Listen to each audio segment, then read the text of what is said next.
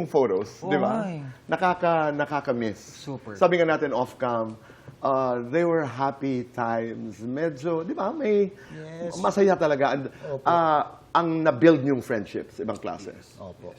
Talagang minsan pagka gumigimik kami, talagang inumaga na kami, Tito Boy. At si Ding Dong and Dino yung passes ko sa mom ko. Kasi ako yung pinaka-youngest sa kanila. Okay. So, pagka nagpaalam ako, hinahabilin ako ng mom ko kay Dong and kay Dino na kayo nang bahala dito kay Paul.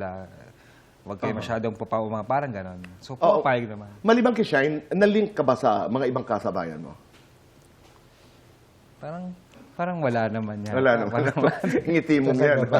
Grabe tingin si Ketch eh. Ketchup, sandali. Ikaw ba? Sino ang crush mo doon sa mga kasabayan mo? Hindi po sa kanila eh. Talaga? Kanino? Medyo yung mga, parang mga cover girls noon ng mga magazines. Itago nga natin sila sa mga pangalang Mga Amanda Griffin, mga Nicole Hernandez, mga usual mga commercial models. Yun ang iyong mga crushes. Sino naman ang matindi ang crush sa'yo? Siguro po si Pocholo Barreto. Hindi po. Pero si Glyza kasama po namin din pala sa cast. Doon po kami unang mga nagsama-sama nila. Glyza? Glyza Di Castro, opo. Wow, First show okay. po niya sa TV ay yung Berks. Pero wala namang gusto si Glyza sa'yo noon. Wala po akong noon. Siguro po ng mga...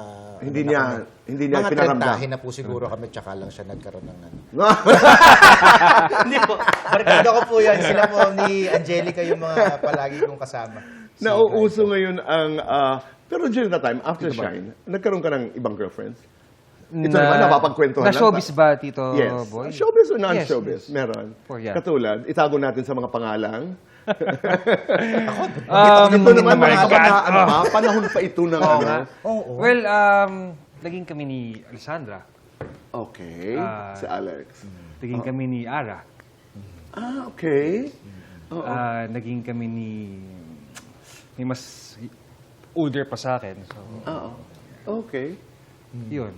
Ang ganda, no? Si Tito Boy nakakatakot magtanong eh. Hindi naman. Ito yung napapagkwentuhan lamang. Yes.